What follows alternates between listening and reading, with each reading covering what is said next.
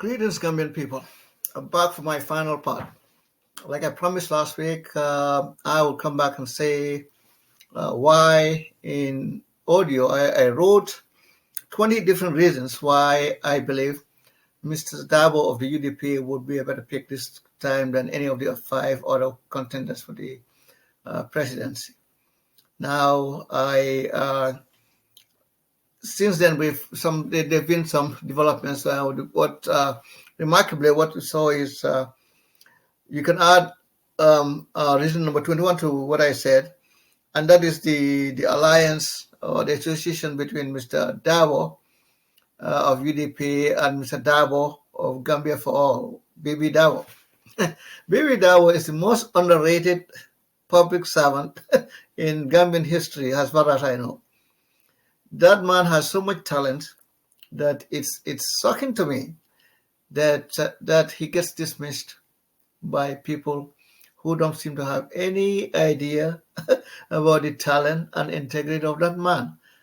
All right, and I don't say this out of vacuum. Now, here is something that we need reminding of. Some people need reminding of. Dawo graduated from university in 1967, only 2 years after Gambia became independent. He was appointed deputy commissioner. Later became commissioner. He also served like a year and a half as foreign service officer.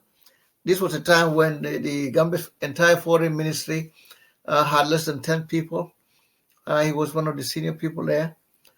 Then he worked as deputy manager of the Gambia Commercial Development Bank. Then he became an ambassador. Then he became Minister of Information, Minister of Education, Minister of Finance, VP for 10 years.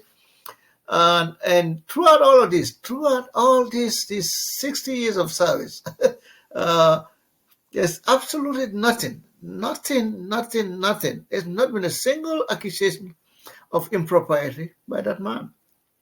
So all these crazy things that people hear about him, there is a reason why that man was never allowed by the PPP, the people who control the PPP, to be the president of Gambia. He was never part of the nonsense that was going on.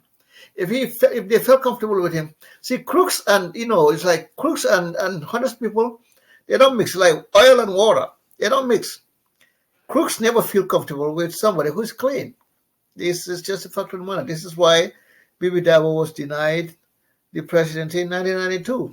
Jawara wanted to leave, but Jawara bin Jawara, instead of he knew all the characters that were in his cabinet, and instead of standing for what's right, Jawara, like the weakling really he is, folded, and that tragically ended up with us falling in the lap of Yahya Jammeh and his adventurers. And we all know the consequences of that.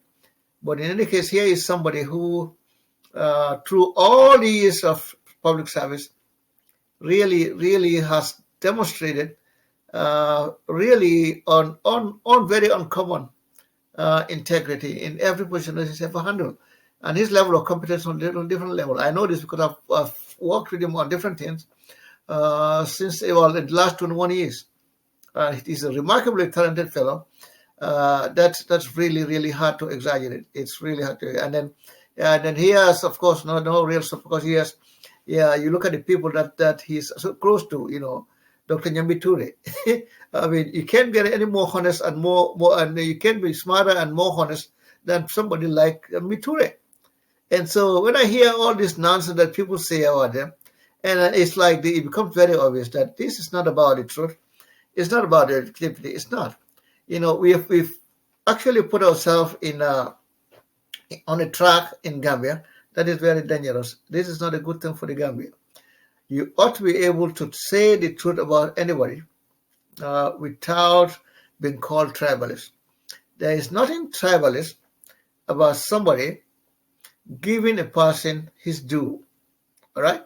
If somebody is crooked and you want me to support a crook, there are people running for office in that country that I know that I will never vote for at all. I have known them for decades. Never. Under any circumstance would I vote for it because, having knowledge about people's behavior and their character puts a burden on you. If you care about your integrity, you would not vouch for somebody who's a crook. And I would never do it, period. So, but when you look at the people like Bibi Dawa, the knowledge he has about government, the general knowledge he has about how things need to work, given in his age, in his 70s, and the things he knows now, I mean, it's like to have somebody like that on your team is like a big bonus. So, and I hope to God that Mr. Darbo of UDP would not shy away from picking Bibi Dawa's brain, because the man is remarkably talented. Very clean, very honest human being, very decent human being, and very, very competent. He knows what he's talking about. Unlike some of the people on our stage, he actually knows what he's talking about. And I hope Dawa would pick his brain and not listen to some of the fools around him who just want, exposure and relevance, and for no reason. Some of the young people that I see some of the people talking, they don't know what the hell they're talking about. All they want is an opportunity to get close to Mr. Dawa or UDP Dawa and use his old school, check and manika thing. It's naive. Prey on him so they can exploit government people, and so. But I'll come back to that later. For now, I just finished watching some hours ago, and I had to go take a nap. And I watched a debate between Mr. Salah of Doi and independent candidate SFR. Now, my opinion on this debate is we are in a rush. All right, we are in a rush. We just copy and paste thing that we are doing with the West. We need to be careful with this. All right. This I call it elitocracy. Like we're trying to create an elitocracy. It's a dangerous thing. All right. 90% of Gambian people just simply don't understand English, whether it's written or spoken. We are simply not conversant. The majority of Gambian people, just the vast majority of Gambian people, simply don't understand it. I mean, we all watch the TRRC sit-ins.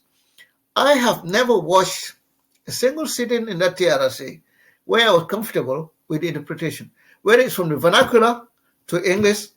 And when I say vernacular, I'm talking about Gambian language to English or English to Gambian language. A lot was getting lost in translation. They were translating a lot of things, a lot of words wrong.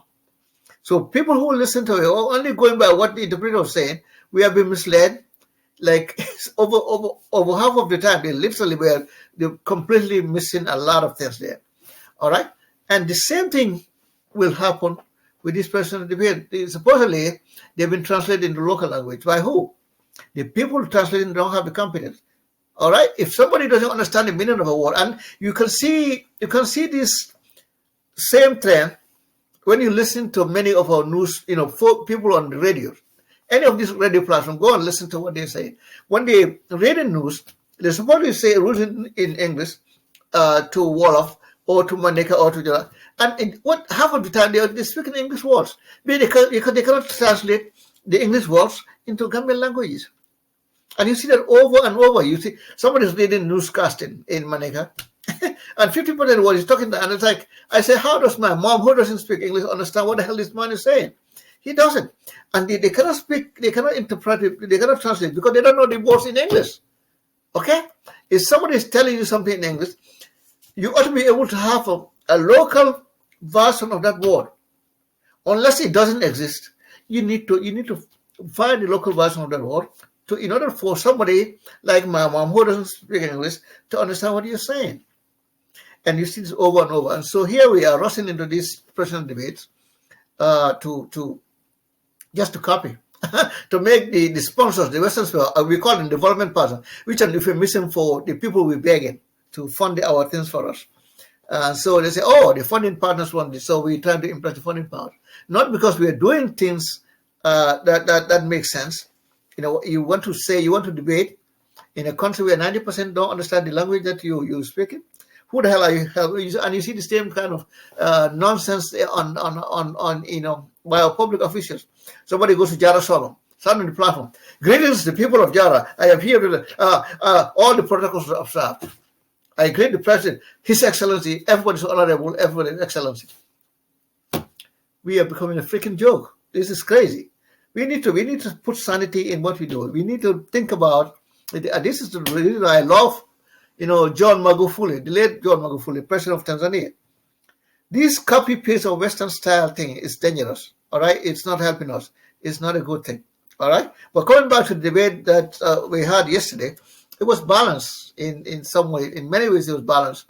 Though they both threw low blows at each other. Mr. Fall basically called Salah a communist, which he is not. Mr. Salah is a socialist.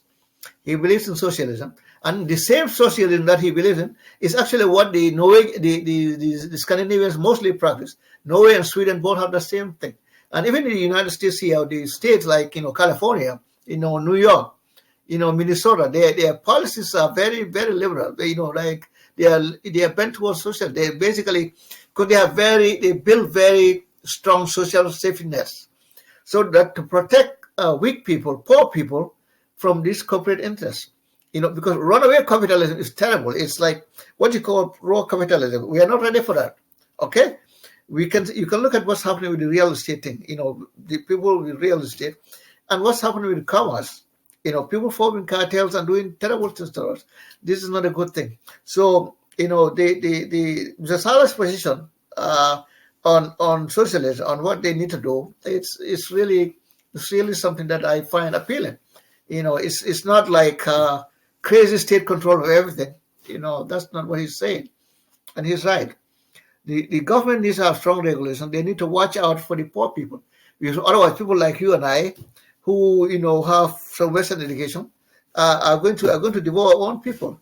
99% of us are corrupt to hell. This is why I'm saying this for the record. This is for the educated people. And many of you people watching are just as corrupt as this can be. Okay, many actually, were given the opportunity, will still like Adam Barrow and the people. So the terrible tragedy of Western education in Africa is many of us who went to school and to university especially use the same tricks that the British and the French, the Europeans were using against our people to steal from them. You enrich yourself and you don't care about your parents. Some of us, this actually in Gambia until the 80s, this was a Banjul thing. This was a colony thing, So this were like the urban thing, Banjul said those people were the ones who were doing it. Today, you have people from my area, people from Basse, from Sandu, who are just as rotten as anybody you can find in the old colony area. And this is a shame. This should not happen. All right. So the Salah's point on the on socialism and how the government's role is something that really every party really should embrace. We need to slow down on this rush towards capitalism. We are not ready for it. It will only make the poor people poorer and only very few people rich. Look at the craziness going on now in our commerce, in our thing. Adam Barrow and his small cabal, literally less than 10 people, are the ones who are benefiting, and everybody else is hurting. And then too many things are happening in the country that shouldn't happen. All right. And so when I say that, and then of course, on Mr. Saleh, he threw a low blow at Fall about Fall being his prosecutor in 1994. Like Fall said, Fall was just a paralegal. He wasn't a full lawyer, so he was basically doing somebody's bidding. So that's not fair to say. But Fall also, like I said, points him the wrong way. And so I'll come back to the Darbo endorsement. I listed 20 points about Darbo. And so what I tried to do in this final is I would show you the chart that I drew. Just briefly, okay? Yes. All right. And this chart, basically, what I did is just to make it as objective as possible. Now, I know that this will not satisfy a lot of people because what it is in Gambia, there's an old trick in Gambia. This is something that's that started from the Jawara era, from the very early days of Gambia's post-independence life. And so, if you're associate, you cannot tell the truth. Whatever you say is biased. I don't know why it is. It's ridiculous, but that's the reality. So this is just for those who can actually follow the facts. And so if you already in that, hey, if you if you think, oh, his bias, just go ahead, please, but this is an objective. So I'm looking at, I broke the criteria. Look at the criteria: education, professional or executive experience, the record of public service, and the character of the candidate. All right, all these things I looked at. Now, when I look at education, now look at Mr. Darbo. He has 19 years of education, formal education, Western style education. 6 years of primary school, 5 years of high school, GCE O level, 2 years of GCE A level, 4 years of university for his bachelor's program, 2 years of university for his master's program. So that's 19 years of formal education. And since he started in 1973, today he's 48 years as a professional. That's his experience. All right. His record of public service, we know, goes back to that. So he has 48 years of public service experience. What do we know about his character? It's hard to know about his character, right? Unless you live with him. But what we know for a fact is, after all these years of being in the public light, no one has ever stepped forward to say this man has stolen money from his employer, from the Gambian people. When he was a lawyer, no one has ever stepped out to say, hey, Ousainou Darbo cheated me. I won this case, and when you ask around, there are a lot of lawyers who have those kind of issues. Ousainou Darbo is not one of them. I know this because I asked around. Unlike a lot of you people, I actually care about the truth, and I ask, and I can't find anything. There's nothing there about him, and so I listed some of the characteristics, some of the things I found out about Darbo, in terms of his humility, in terms of his temperament. The way he defers to his subordinates, the way he refuses to go after even the people who have wronged him. All those things say a lot about him. And more importantly, he's a man who spent tons of money on people that he's not related to at all. That's among our league, among us, the elite. That's a very rare thing, because many of us are crooks. We steal like there's no tomorrow. Hell, some of us will steal from our own parents. The way we behave. It's like we don't have a conscience. It's a shame, but it's the truth. I know a lot of you people will not like this, but hey, go jump in the pool and take a dive. I don't care. All right? That is the truth of the matter. And the way we are doing, the way we are going, unless we stop this craziness, we are going to send our country to hell in a handbasket. This is not good. This is not good. It's not good. Thank God for people like Mr. Darbo. Because they are the ones who are actually sanitizing, holding back, sanitizing things. And I hope to God that he prevails. All right? I hope to God that he prevails. He shows magnanimity at times when many of us will not do it. Some of the things that are said about him, and for him to react the way he does or not react, that's remarkable. I have a lot of respect for him. And so when I look at the facts as they are, I think he's a very big plus for us. All right. So when I come to Mr. Salah, the next candidate, I look at the education. 6 years of primary school, 5 years of high school. He never took the A-level classes. He came to university, did 4 years of 4 years of bachelor's program, 3 years of bachelor's. So that's 15 years of formal education for Mr. Salah. All right. I come to Ousainou 6 years of primary school, 5 years of O-level, 2 years of A-level, 4 years of university bachelor's, 2 years of university master's, 19 years, just like Mr. Darbo, in different fields, but just like Mr. Darbo.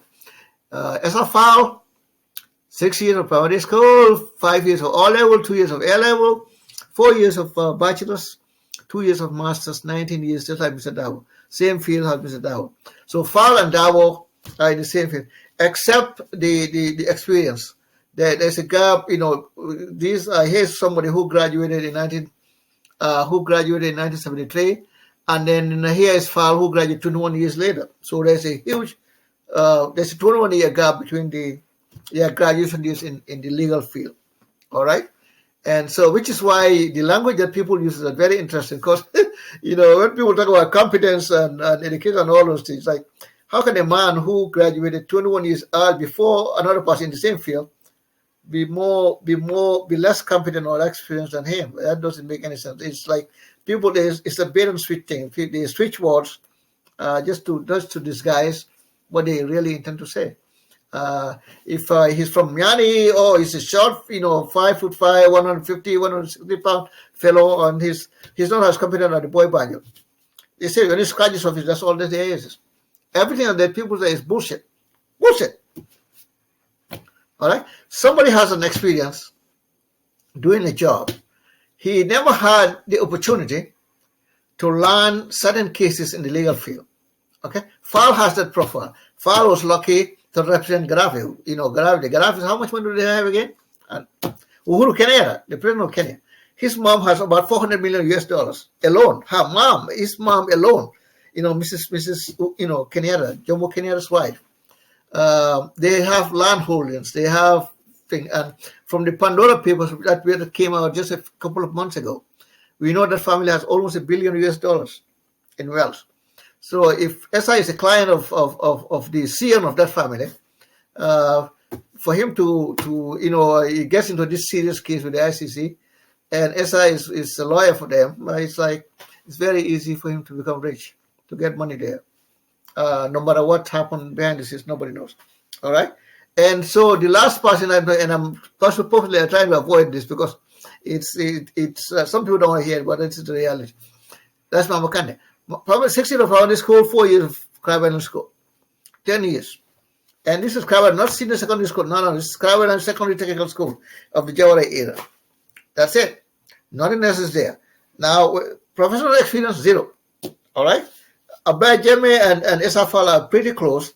They're only in their 20s, 20-something years of professional experience. Mama has 0. When you call record of public service, we have 48 years for Darbo, 40 years for Mr. Sala. Mr. Sala worked, he only worked a few years as a public servant, as a civil servant, but then he started the DOI thing, and now they're getting close to 40 years of dedicating their life to improving conditions for Gambians. Some of his ideas I don't like some of his styles. The way he does a lot of things I disagree with, but he's an open book at this point, and anybody who really cares about the truth can look up this. Like I said in my video, I'm not making anything about him. I'm not making up anything. It is what it is, and so that's there. And but in any case, when I look at all these fellows that are out there, Mr. Darbo, Mr. Fal, Mr. Sala, and Mr. Jammeh, I haven't found anything there, any scandals in their life. I mean, not, what I care about really is this issue of basic morality, whereby they understand what doesn't belong to them doesn't belong to them, like stealing from the government public. All right, what they've done outside the country, I'll leave that alone. That's not my thing. But when it comes to the Gambian people, the way they treat others, their associates and others, by moral depravities, stealing and all that thing. That's what I care about. And for all those 4 people, there's nothing there. Mama is on a different scale. I don't know why the hell it's there. And this is part of the reason why I don't like the I don't think we are ready for these debates, okay? These personal debates. This year especially, we have the 2 fellows from Nibara, from Basse, Mama Kande and Adama Barrow. Can anybody in their right mind think, does anybody think that Barrow and Kande can stand toe-to-toe with the other 4 candidates, with Abdullah Jammeh, with Esafal, with Ousainou Darbo, or with Al Salah? Not in a million years. They lack the intellectual capacity to do so. Neither Kande or Barrow understands what the hell the policy is that they want to implement. All they do is talk. Mama is is more eloquent, and Barrow is a complete idiot. And that's not that's not even debating about him, because you can deal with fools. You can teach somebody who's slow.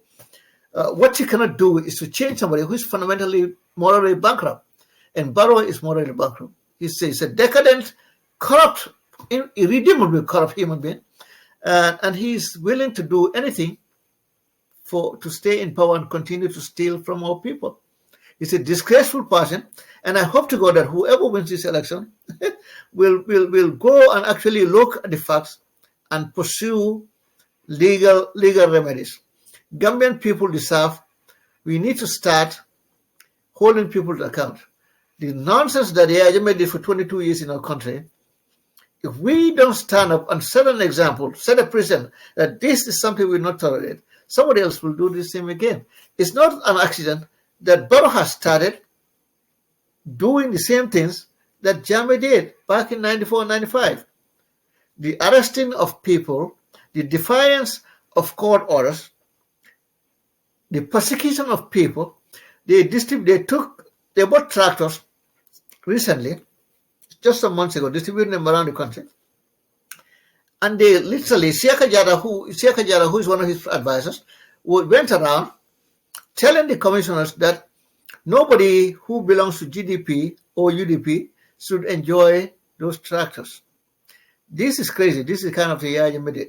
And then we know about the people being fired in the civil service for being opposition sympathizers. People being moved around in the security service for the same reason. People being persecuted.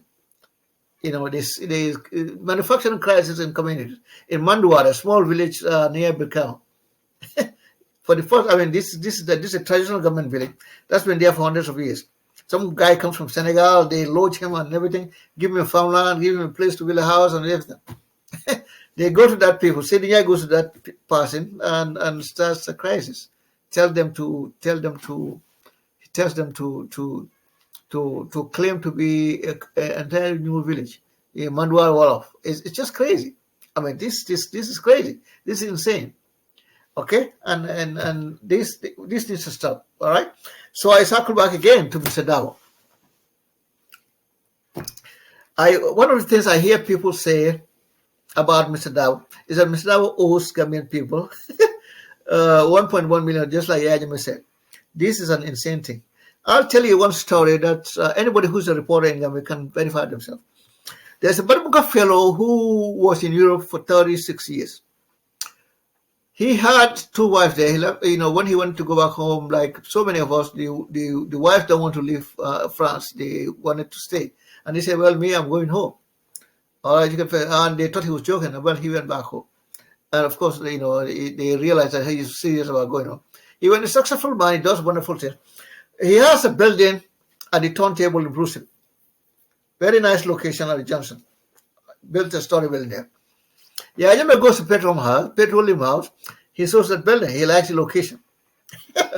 He shows the building. He likes the building. He does what he has always done. Because he owns the country, he calls. He asks his people to call and find out who owns the building. They identify this Barmunga fellow, and Ajame said, I want to build it. I want to get the build, buy the building. And the guy said, no, I'm sorry, but this is not building. It's not for sale. Jammeh was not satisfied. He is Jakul, ugly, evil. And would you believe it? This fellow, who never went to any Western school, just a dedicated, sincere, honest, hard-working fellow. He was a peasant boy in Badebo, came to Congo and, sailed and went to Europe a long time ago, in the early 70s. And this man, they started coming after him. Jammeh would send his NIA people to come and raid his house, his place of business, harass him, pull him, take him to the NIA, keep him there for the whole day without saying anything. They did that for months. I mean, really wouldn't give this man any breathing space. They harass him in every single way. The HE needs, Keba needs the building, wants the building, and he has to sell it. The guy said, no, I'm not going to sell it. You're going to kill me, but I won't sell it. And they pulled him through that for years. Okay, they put him through that for years. And they didn't just stop there. See, this man, when he married a lawyer, has his third wife. That lawyer actually became a judge. When Jammeh knew about the connection between this businessman, this Barbuka guy, and the lawyer, he started going after the lawyer. So harassed her and forced her, this judge, magistrate, forced her out of the civil service. She went into banking just to get a breather, just to get a respite from Yaya Jammeh. And this is the way Yame does, okay? And then, of course, he didn't stop there. He started accusing this Baribuka businessman, of this innocent fellow of tax evasion, just like he's doing to Ousainou Darbo. All right? Pull his things and say, you have to pay this million, otherwise I'm going to seize the property. Because he wanted the property. He wanted that building by all means. He started manufacturing this nonsense about how the guy is not paying his taxes. And the guy has proof of that, he's paying everything. But just to extort money from him, to force him to sell the property to him, he did this to this man for years. For years he did this to this man. This is an innocent man from Badiou. He's not educated. He has no connection with government at all. He's just doing his business by himself, building houses, doing his things for years. He has nothing to do with government. He doesn't look for any government contract, nothing. Now, if Yaya Jammeh can do that to somebody like that, who has nothing to do with the government, harassing him this way, going after his wife, put him through hell, having him arrested over countless times by the NIA, put him through interrogation for no reason, just because he wants his house. What does anybody with sense think he would do to Ousainou Darbo? Yaya Jammeh said Ousainou Darbo owes 1.1 million. I've heard people, I read comments about people over the years online about this. He owes his taxes. He hasn't been paying his tax. Yeah, so he's $1.1 million. Okay, what's the highest tax rate in Gambia? 33% corporate tax. I checked out the corporate tax, the Tax Reform Act of 2004, which was 17 years ago, 50, So that has the tax rate, the corporate tax rate at 33%. So if somebody who owes $1.1 million means what? They made what? $3.4 million in income. All right? If you don't know how I calculated this, talk to an accountant or a finance guy. They will tell you how I came up with that number. Okay, but that's that's what he's saying. Now, how did they come up with that revenue? That Ousainou Darbo made $3.4 million. How? I'll tell you how they did. It wasn't because they went to Ousainu's corporate banks and chambers, their corporate account, and they see these checks from clients. No. What he did is typical Jammeh, abusing the product. Just abusing people because he has power. The man believed he owned the country. He said so himself, but Mom won't take it. But Mom, all right? Now he's sitting in somewhere else and wanted to destabilize the same Decabit. In any case, all they did was they looked at his books and they see the number of clients that the man engaged. And they conveniently ignored the fact that 90% of the people who are going to Ousainou Darbo during Yaya Jammeh's time were desperate people. They were people who couldn't pay Ousainou Darbo a dime. All right? So they only look at okay, 25 people went to Ousainou Darbo. They know those people didn't pay Ousainou Darbo because they don't have any money. They are desperate.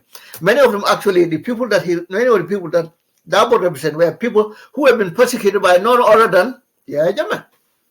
Okay? So we have a scenario where the same Jammeh who denied Ousainou Darbo all the government contract, anything that has to do with all the parastatals that Darbo was working with satisfactorily, he chased them away.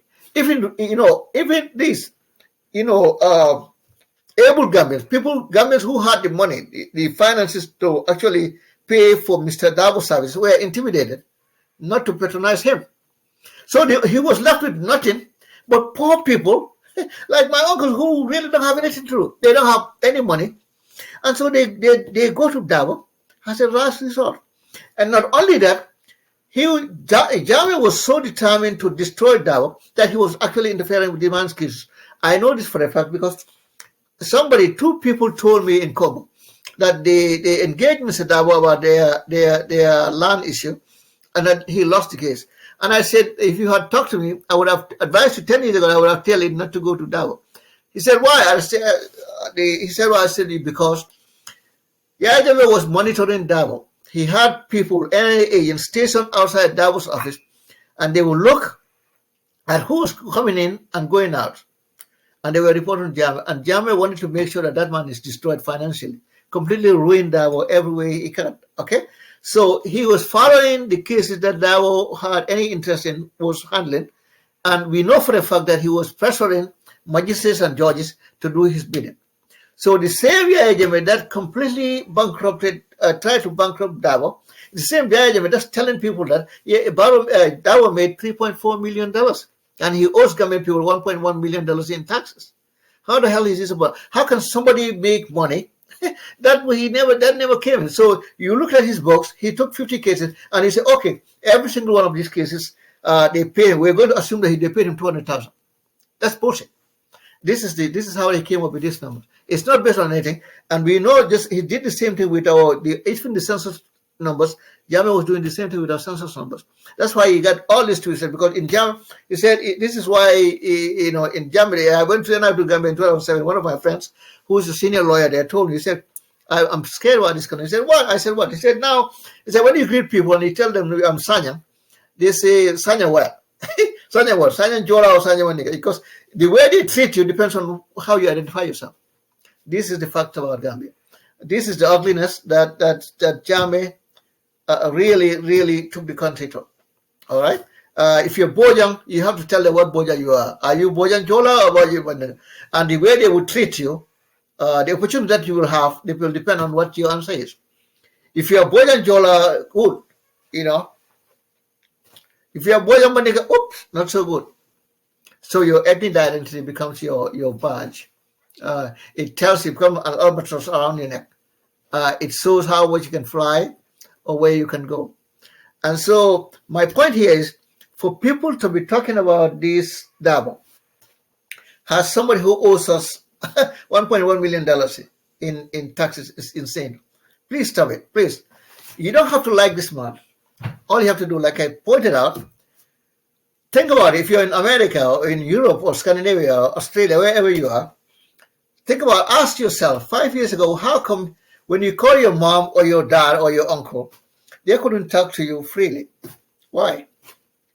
Because of the environment. Our parents were scared to tell us their conditions. If they are feeling bad, they couldn't say so. If things are going bad for them within the family, they couldn't say so, because somebody could hear them and run to the NIA or the 1 million reporters that he had and get them in trouble. Because of what Ousainou Darbo has done, he has put us in a better state now. Now we can talk to our people freely. This is why a lot of folks, especially in America, I can't speak about the Europeans and the Australians and the other diaspora people. I know about this country. I know that we have tens of thousands of Gambians in this country. And I know the people who actually put their lives on the line to get us out of this mess. I know who were paying flights and going to meetings regularly to try to unseat Jammeh. And I know those who only go online and talk nonsense or just write a few things and think that's all their contribution. And some of those people are still online throwing jabs at Mr. Darbo. And I say, this is not ancient history. This is just 5 years ago. I remember how unwilling many of these people are to do anything for anybody. Most of us who, like I said, Western educated Gambian people, all we care about is our immediate family. That's all we care about. We don't care about anybody else. So how this fellow, this short man, 5'5", maybe 150 or 160 pound fellow, to have him do what he did for so long. I mean, 1985, I'll tell you a story about this Darbo, and this is part of the reason why I respect this man tremendously.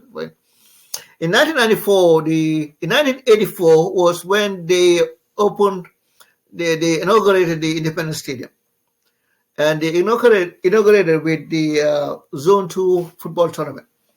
I remember it very well because I went with a friend of mine, Nurans, and we went laughing and we came back insulting each other the whole day. Because what happened is Gambia played Cape Verde, and for the first time in my life, I saw a football player who is also an acrobat. And those who watch that game or were at the stadium know what I'm talking about. This guy, he scored 2 goals against Gambia, and each time he scores the goal, he runs and he flips in the air, literally 360 degrees. He jumps, he goes 360 and then lands on his foot. And I swear to God, I was with Gambia for the first 20 minutes, and then when I watched the Cape Verde, I started cheering for Cape Verde. And so my friend was so ticked of me, and he started insulting me, and we started fighting there. And I just I loved what the guy was doing. I did. And the Gambians were looking at me like crazy. And but I went to the stadium to watch good game. The Cape Verdeans, they not only did they win the game, they played better than us. All right, and I just rooted for them. And so, but anyway, just a few weeks after that, I was the same friend. We went to Bakau. We went to Bakau, and we passed Ousainou Darbo. We saw Ousainou Darbo with his group. Ousainou Darbo, Dr. Cisse, Boro Suso, and my cousin from Biara, Ismaila Cisse. And we saw them. In those days, there were certain places in Gambia where you had to have money to eat. They even enter. They won't let you in unless you are your money pass. All right. And I remember this because my boy, and then we look at it, and we were all envious. And then he said, "Send Koro is saying, ye, you get put." And I said, "Sort of, little man." And they, and I say, we're learning from it. He's a Banjul boy. He's always talking trash to me. And I say, we just learning from you guys. All right. And so when I think about that, if somebody would have told me back then, in 1984, that same Ousainou Darbo, who was living that very good life, that he would walk away from that life to put himself in this mess for Gambian people, the ungratefulness that we see, because all this trust we throwing at him. The man was beaten, he was humiliated. He trust in ways that defies common sense. In Gambian tradition, somebody who's older than you, you're not supposed to see their nakedness. I don't even allow my wife to enter my bathroom when I'm taking a shower, when I'm using the bathroom. I consider it my personal time, privacy. I don't say, there's no privacy, I don't care. But if I'm using the bathroom, I'm using the bathroom. I don't want you in here. All right? These men who are in their 70s were put in prison. And just to humiliate them, little kids in their 20s, Yajame had these talks just because they're on the Yajame side, would stand near these people, would stand and watch these old men in their 70s use the toilet in prison. The documentary that was about Darbo never said anything about this. And yes, these are the things that happened for Darbo. That man did that for who? For himself? No. Darbo, even during the Jama days, could afford to send his kids to the United States. Yama was here. I know her very well. She was in Maryland. He could afford to do it. 99% of Gambians can never afford to do that. All right? Some people, if you give them a ticket today, say, here's a visa to America, they cannot get it. Ousainou, even in the worst time, was able to do that. So this was not somebody who needed to get into a public space to be relevant. He did everything he could. And he deserved gratitude. You can look at the 20 reasons that I forwarded, cited for why he should be the president of the country. People need to vote for him. He deserves to be the president. I look at all the experience. I look at the education. I look at his record of public service. He's the man. He has the humility. He has the magnanimity. He has the heart. And he has the selflessness. He has the integrity to be president. And you compare him on every little level. If you read what I'm saying, you compare him to Salah, to Fall, to Jammeh, Abdul to, this Barrow Kande. I mean, it's a no-brainer. He's the right man for the job, and I hope to God the Gambian people will give Ousainou Darbo the chance to be our next president. He deserves it, and he's a good man. We are not doing him any favors. We are doing ourselves a favor. Of all the 5 people running against Barrow, Darbo is the best candidate, without any doubt. I have no doubt about it. And with Bibi Darbo on his side, oh my goodness, that's a wonderful team we need to have. And I know some people are heart attack because supposedly there was this Terry Kafo in the Jawara era that stole everything, which is wonderful because I took a list of I listed all the things, PWB, all the parastatals during the Jawara era, all the permanent secretaries were either Banjul or Banjulaku. You had the PWB, NTC, GPMB, GRT, Cooperative Union, Gambia Utilities Corporation, GUC, GPTC, GNIC, Telecom, which became Gamtel. And you have the Jahali Pachar thing and the RDP project in Matsakonko. When I look at all, the only section, that's the Jahali Pachar, the Seni Darbo from CRR, is the only Maninka person who was in charge of these things. GPTC, Ismail Sise took over in the mid 80s from Ato Carroll. Ato Carroll, the Banjulaku. But everything else, these other, parastatals were all Banjul Wolof or Banjul Akus. And yet they're telling you, they tell you it was a social government that